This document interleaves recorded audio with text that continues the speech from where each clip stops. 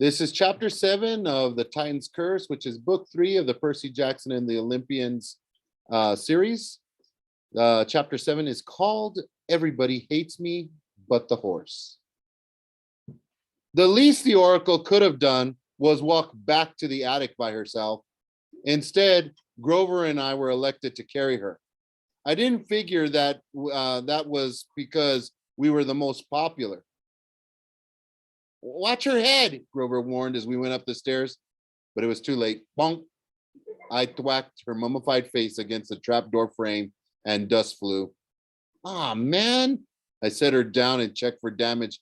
Did I break anything? I can't tell, Grover admitted. We hauled her up and set her on her tripod stool, both of us huffing and sweating. Who knew a mummy could weigh so much? I assumed she wouldn't talk to me, and I was right. I was relieved when we finally got out of there and slammed the attic door shut. Well, Grover said, that was gross.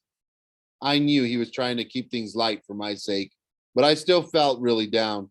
The whole camp would be mad at me for losing the game to the hunters. And then there was the new prophecy from the Oracle. It was like the spirit of Delphi had gone out of her way to exclude me. She'd ignored my question and walked half a mile to talk to Zoe. And she'd said nothing, not even a hint about Annabeth. What will Chiron do? I asked Grover. I wish I knew. He looked wistfully out the second floor window at the rolling hills covered in snow. I want to be out there. Searching for Annabeth? He had a little trouble focusing on me. Then he blushed. Oh, right. That too, of course. Why? I asked. What were you thinking?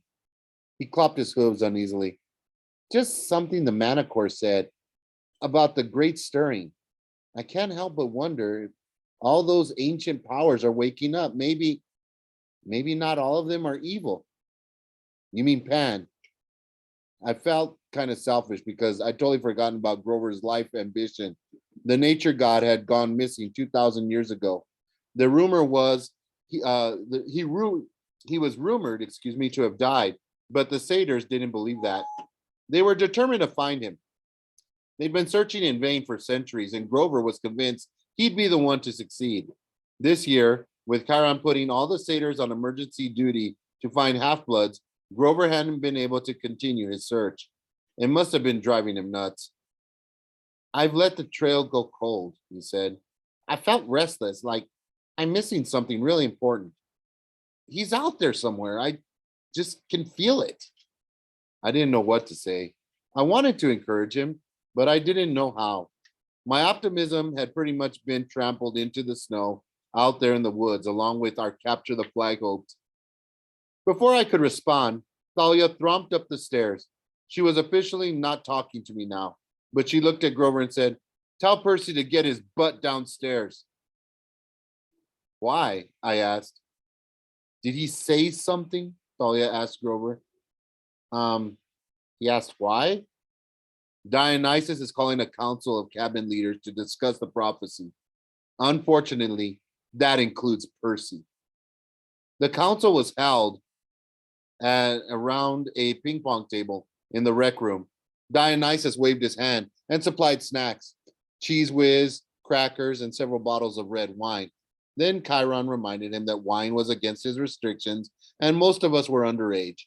Mr. D sighed, and with a snap of his finger, the wine turned to Diet Coke. Nobody drank that either.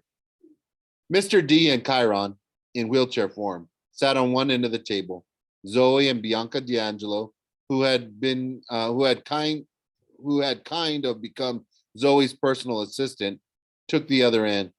Thalia and Grover and I sat along the right, and the other head counselors, Beckendorf, Selena Beauregard, and the Stoll brothers sat on the left.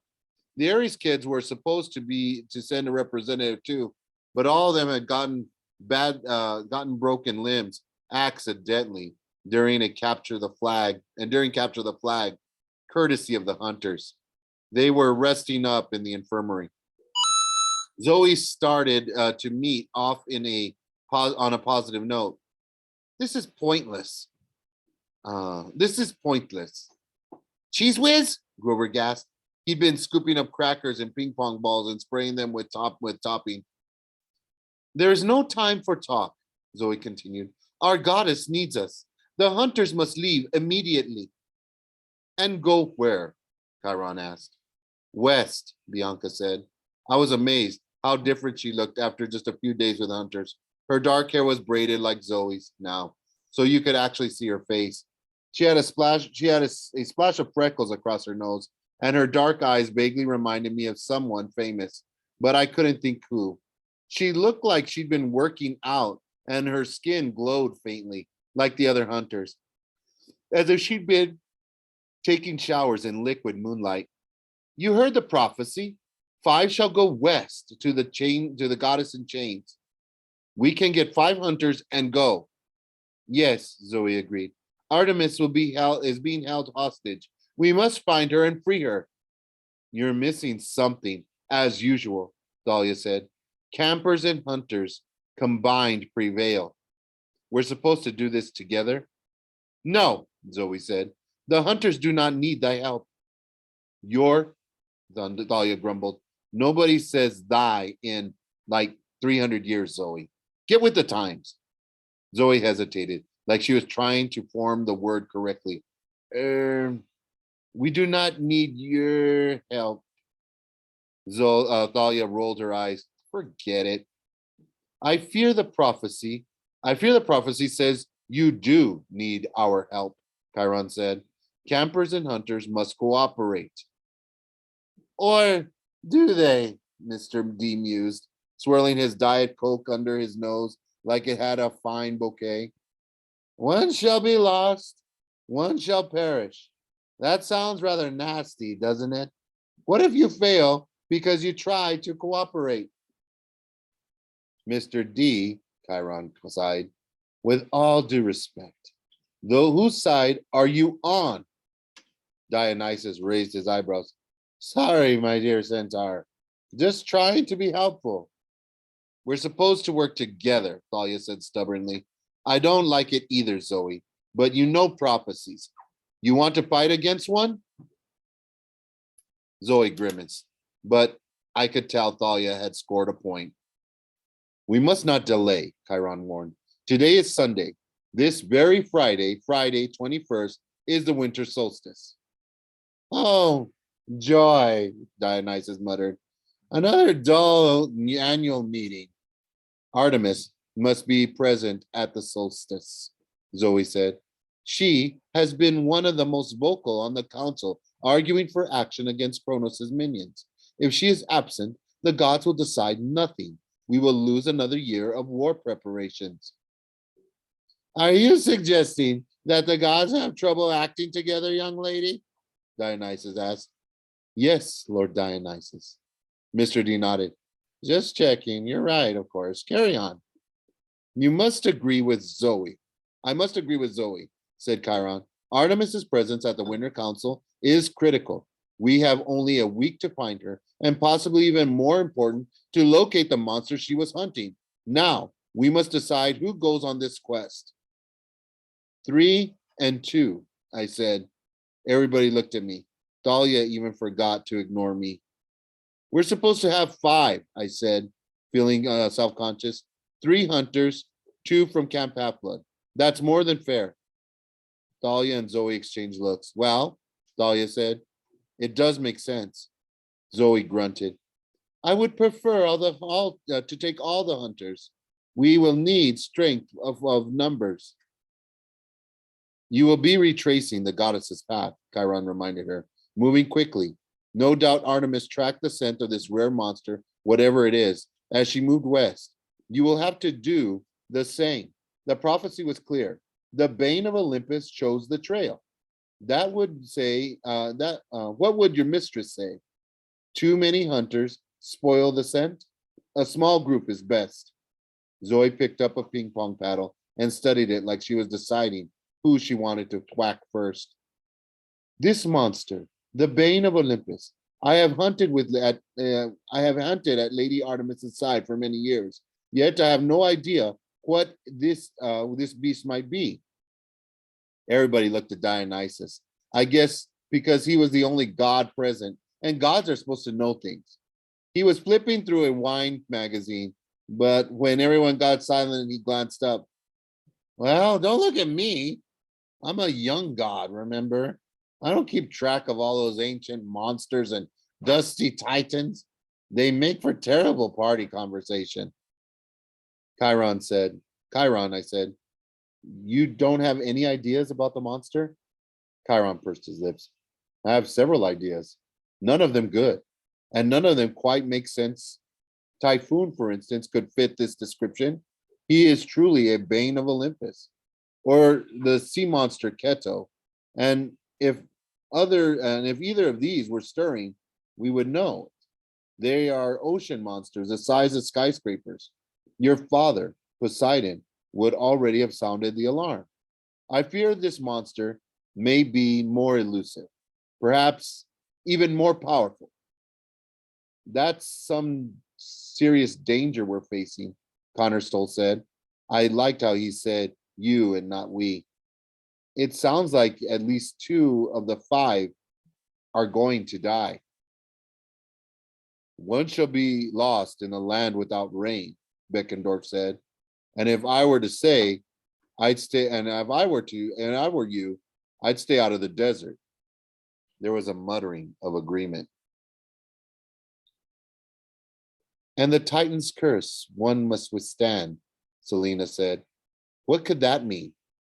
I saw Chiron and Zoe exchange nervous looks, but whatever they were thinking, they didn't share it. And one shall perish by a parent's hand, Rover said, in between bites of cheese whiz and ping pong balls. How is that possible? Whose parent would kill them? There was heavy silence around the table. I glanced at Thalia and wondered if she was thinking the same thing I was. Years ago, Chiron had a prophecy about the next child of the big 3, Zeus, Poseidon, or Hades, who turned 16. Supposedly, that kid would make a decision that would save or destroy the gods forever. Because of that, the big 3 had taken an oath after World War II not to have any more kids. But Thalia and I had been born anyway, and now we were both getting close to 16. I remembered a conversation I had with last year with Annabeth. I asked her, if I was so potentially dangerous, why the gods didn't just kill me? Some of the gods would like to kill you, she said, but they're afraid of offending Poseidon. Could an Olympian parent turn against his half-blood child? Would it sometimes be easier just to let them die? If there were ever any half-bloods who needed to worry about that, it was Thalia and me. I wondered if maybe I should have sent Poseidon that seashell pattern tie for Father's Day after all. There will be deaths, Chiron decided. That much we know. Oh, goody, Dionysus said. Everyone looked at him. He glanced up innocently from the pages of Wine Connoisseur magazine. Ah, Point Noir is making a comeback. Don't mind me. Percy is right, Selena said. Beauregard said. 2 campers should go. Oh, I see, Zoe said sarcastically. And I suppose you wish to volunteer? Selena blushed. I am not going anywhere with the hunters. Don't look at me. A daughter of Aphrodite does not wish to be looked at, Zoe scoffed. What would thy mother say? Selena started to get out of her chair, but the Stoll brothers pulled her back. Stop it, Beckendorf said. He was a big guy with a bigger voice. He didn't talk much, but when he did, people tended to listen. Let's start with the hunters. Which 3 of you will go? Zoe stood. I shall go, of course. I will take Phoebe. She is our best tracker. The big girl who likes to hit people on the head, Travis Stoll asked cautiously. Zoe nodded. The one who put the arrow in my helmet, Connor added.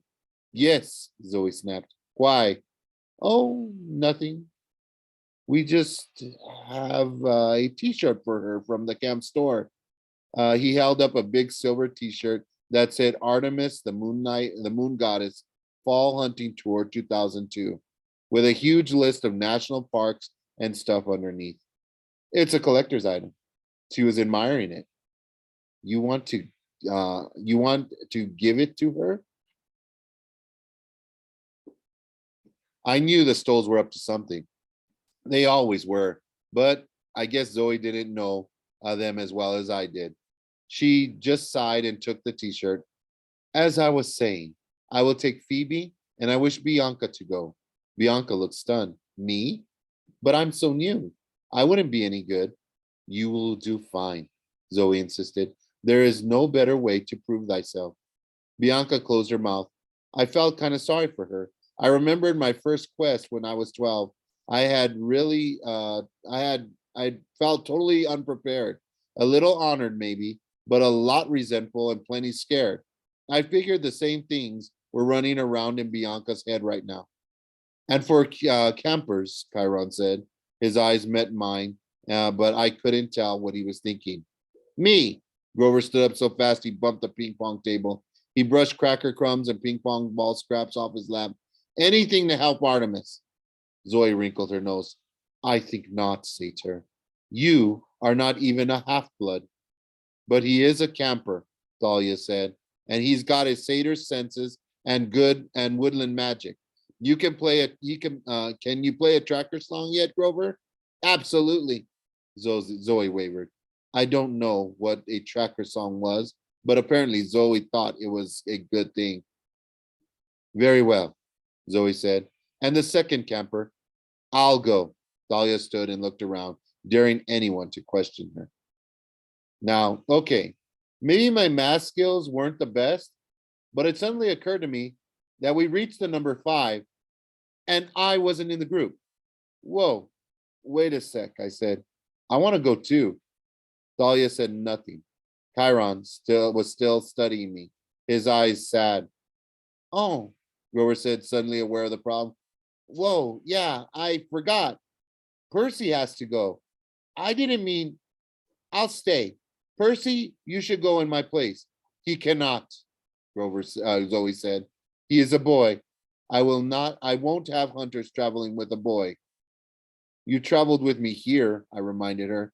That was a short-term emergency, and it was ordered by the goddess. I will not go cross country and fight in many dangers in the company of a boy. What about Grover? I demanded. Zoe shook her head. He does not count. He's a satyr. He is not technically a boy. Hey, Grover protested. I have to go, I said. I need to be on this quest. Why? Zoe asked. Because of thy friend Annabeth. I felt myself blushing. I hated that everyone's looking at me. No, I mean partly, but I just feel I'm supposed to go. Nobody rose to my defense. Mr. D looked bored, still reading his magazine. Selena and the Stoll brothers and Beckendorf were staring at the table. Bianca gave me a look of pity. No, Zoe said flatly.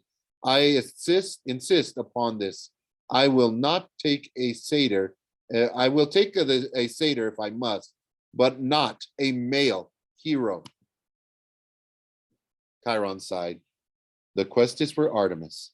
The hunters should be allowed to approve their companions. My ears were ringing as I sat down. I knew Grover and some of the others were looking at me sympathetically, but I didn't meet their eyes. I just sat there as Chiron concluded the council. So be it, he said. Thalia and Grover will accompany Zoe, Bianca, and Phoebe.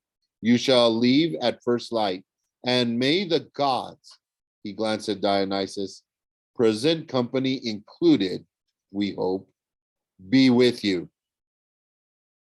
I didn't show up for dinner that night, which was a mistake, because Chiron and Grover came looking for me. Percy, I'm so sorry, Grover said, sitting next to me on the bunk. I didn't know that you'd honest. I started to sniffle. I figured if I didn't cheer him up, he started to sniffle, and I figured if I didn't cheer him up, he'd start bawling or chewing my mattress. He tends to eat household objects whenever he gets upset. It's okay, I lied. Really, it's fine. Grover lower lip trembled. I wasn't even thinking. I was so focused on helping Artemis, but I promise I will look everywhere for Annabeth. If I can find her, I will. I nodded and tried to ignore the big crater that was opening in my chest. Grover, Chiron said, perhaps you let me have a word with Percy. Sure, he sniffled. Chiron waited. Oh, Grover said, you mean alone? Sure, Chiron. And he looked at me miserably. See? Nobody needs a goat. And he trotted out the door, blowing his nose on his sleeve. Chiron sighed and knelt on his horse legs. Percy, I don't pretend to understand prophecies. Yeah, I said, well, maybe that's because they don't make any sense. Chiron gazed at the saltwater spring gurgling in the corner of the room.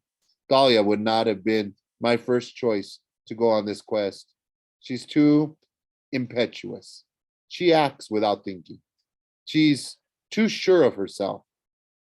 Would you have chosen me? Frankly, no, he said. You and Thalia are much alike. Thanks a lot. He smiled. The difference is that you are less sure of yourself than Thalia. That would be good or could be good or bad. But one thing I can say, both of you together would be a dangerous thing.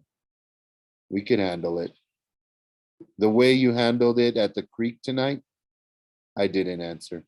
He nailed me. Perhaps it's for the best, Chiron mused. You can go home to your mother for the holidays. If we need you, we can call. Yeah, I said. Maybe. I pulled Riptide out of my pocket and set it on my nightstand. It didn't seem that I'd be using it for anything but writing Christmas cards. When he saw the pen, Chiron grimaced. It's no wonder Zoe doesn't want you along, I suppose. Not while you carry that particular weapon. I didn't understand what he meant. Then I remembered something he told me a long time ago when he first gave me the magic sword.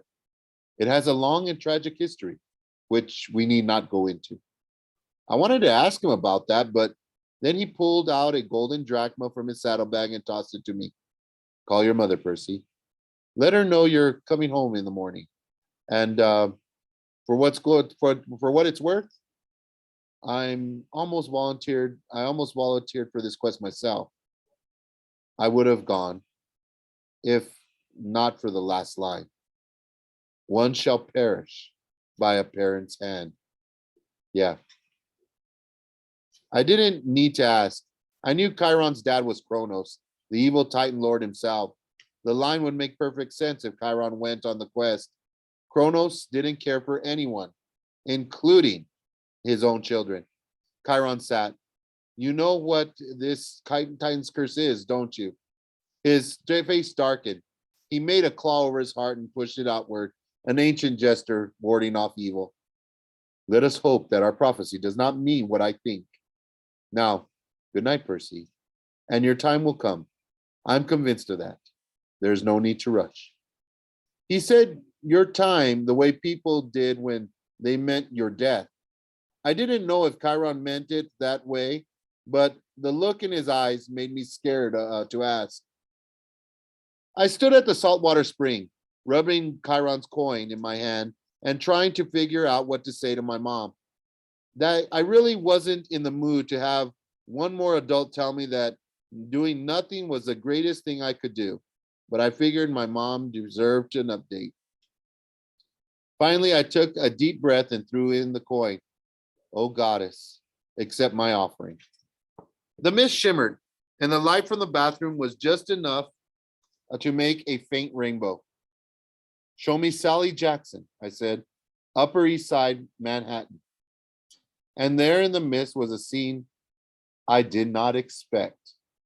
My mom, sitting at our kitchen table with some guy. They were laughing hysterically. There was a big stack of textbooks between them.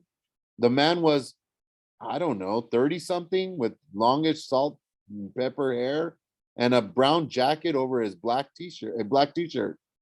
He looked like an actor, like a guy who might play an undercover cop on television. I was too stunned to say anything, Unfortunately, my mom and the guy were too busy laughing to notice my iris message. The guy said, Sally, you're a riot. You want some more wine? I shouldn't. You go ahead if you want. Actually, I'd better use your bathroom. May I? Down the hall, she said, trying not to laugh. The actor dude smiled and got up and left. Mom, I said. She jumped so hard she almost knocked the textbooks off the table.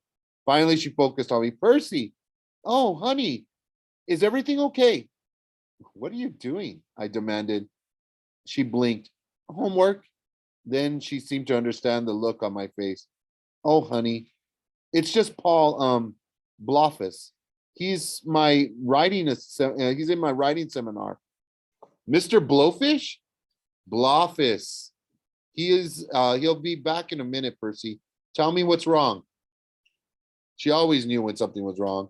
I told her about Annabeth, the other stuff too, but mostly it boiled down to Annabeth. My mother's eyes teared up. I could tell she was trying hard to keep it together for my sake. Oh, Percy. Yeah. So they tell me there's nothing I can do. I guess I'll be coming home. She turned her pencil around in her fingers. Percy, as much as I want you to come home, she sighed like she was mad at herself. As much as I want you to be safe, I want you to understand something.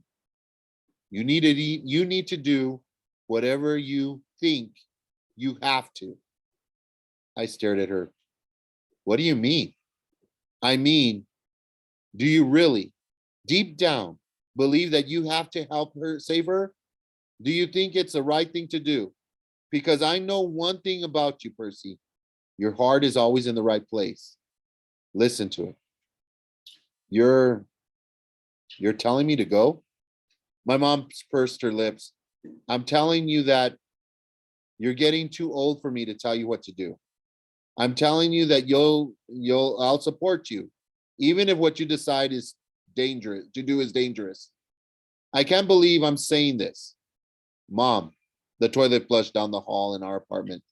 I don't have much time, my mom said. Percy, whatever you decide, I love you. And I know you'll do what's best for Annabeth. How can you be sure? Because she'd do the same for you.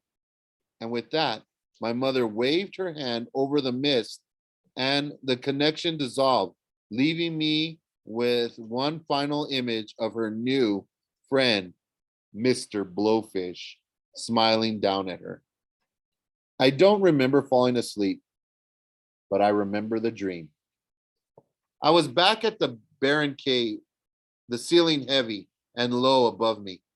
Annabeth was kneeling under the weight of the dark mass that looked like a pile of boulders. She was too tired even to cry out. Her legs trembled. Any second, I knew that she would run out of strength and the cavern ceiling would collapse on top of her. How is our mortal guest? A male voice boomed. It wasn't Kronos. Kronos' voice was raspy and metallic, like a knife scraping across stone. I'd heard it taunt me many times before in my dreams, but this voice was deeper and lower, like a bass guitar. Its force made the ground vibrate. Luke emerged from the shadows. He ran to Annabeth, knelt beside her, then looked back at the unseen man. She's fading. We must hurry. The hypocrite. Like he really cared what happened to her. The deep voice chuckled. It belonged to someone in the shadows, at the edge of my dream. Then a meaty hand thrust someone forward into the light. Artemis. Her hands and feet bound in celestial bronze chains. I gasped. Her silvery dress was torn and tattered. Her face and arms were cut in several places. She was bleeding ichor, the golden blood of the gods. You heard the boy, the man said in the shadows. Decide. Artemis's eyes flashed with anger. I didn't know why I didn't know why she just didn't will the chains to burst or make herself disappear, but she didn't seem able to. Maybe the chains prevented her, or some magic about this dark, horrible place. The goddess looked at Annabeth, and her expression changed to concern and outrage. How dare you torture a maiden like this? She will soon die, Luke said. You can save her. Annabeth made a weak sound of protest. My heart felt like it was being twisted into a knot. I wanted to run to her, but I couldn't move. Free my hands, Artemis said. Luke brought out his sword, Backbiter. With one expert strike, he broke the goddess's handcuffs. Artemis ran to Annabeth and took the burden from her shoulders. Annabeth collapsed on the ground and lay there shivering. Artemis staggered, trying to support the weight of the black rocks. The man in the shadows chuckled. You are as predictable as you are easy to beat, Artemis. You surprise me, the goddess said, straining under her burden. It will not. You surprised me. It will not happen again. Indeed, it will not, the man said. You are out of the way for good. I knew you could not resist helping a young maiden. At this, after all, your speciality, that is, after all, your speciality, my dear. Artemis groaned. You know nothing of mercy, you swine. On that, the man said, we can agree. Luke, you may kill the girl now.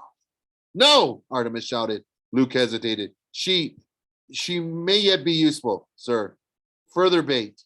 Bah! You truly believe that? Yes, General. They will come for her, I'm sure, the man considered. Then the Drachne can guard her here, assuming she does not die from her injuries. You may keep her alive until winter solstice.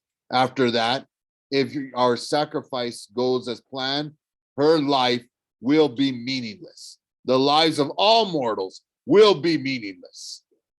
Luke gathered up Annabeth's listless body and carried her away from the goddess. You will never find the monster you seek, Artemis said. Your plan will fail. How little you know, my young goddess, the man said in the shadows. Even now, your darling attendants begin their quest to find you. They shall play directly into my hands. Now, if you'll excuse us, we have a long journey to make. We must go greet your hunters and make sure their quest is challenging. The man's laughter echoed in the darkness, shaking the ground until it seemed the whole cavern ceiling would collapse. I woke with a start. I was sure I'd heard a loud banging. I looked around the cabin. It was dark outside. The salt spring was still gurgled. No other sound but the hoot of an owl in the woods and the distant surf on the beach. In the moonlight, on my nightstand, was Annabeth's New York Yankees cap. I stared at it for a second and then, bang, bang! Someone or something was pounding on my door. I grabbed Riptide and got out of bed. Hello? I called. Thump, thump. I crept to the door. I uncapped the blade, flung the door open, and found myself face to face with a black Pegasus. Whoa, boss! The voice spoke into my mind as it clopped away from the sword blade. I don't want to be a horse kebab. Its black wings spread in alarm, and the wind buffeted me back a step. Blackjack, I said, relieved but a little irritated. It's the middle of the night. Blackjack puffed. Ain't either, boss. It's 5 a.m. What you still sleeping for? How many times have I told you? Don't call me boss. Whatever you say, boss. You're the man. You're my number one. I rubbed my sleep out of my eyes and tried not to let the Pegasus read my thoughts. That's the problem with being Poseidon's son. Since he created horses out of sea foam, I can understand most equestrian animals, but they can understand me too. Sometimes, like in Blackjack's case, they kind of adopt me. See, Blackjack had been a captive on board Luke's ship last summer until we caused a little distraction that allowed him to escape. I'd really had very little to do with it. Seriously, but Blackjack credited me with saving him. Blackjack, I said, you're supposed to stay in the stables. Meh, the stables. You and Chiron stay in the stable. Meh, the stables. You see Chiron staying in the stables? Well, no. Exactly. Listen, we got another little sea friend needs our help. Again? Yeah. I told the hippocampi I'd come get you. I groaned. Anytime I was anywhere near the beach, the hippocampi would ask me to help them with their problems. But they had a lot of problems. Beach whales, porpoises caught in fishing nets, mermaids with hangnails. They'd call me to come underwater to help. All right, I said, I'm coming. You're the best, boss. Don't call me boss. Blackjack whinnied softly. It might have been a laugh. I looked back at my comfortable bed. My bronze shield still hung on the wall, dented and unstable. On my nightstand was Annabeth's Magic Yankees cap. On an impulse, I stuck the cap in my pocket. I guess I had the feeling, even then, that I wasn't coming back to my cabin for a long, long time.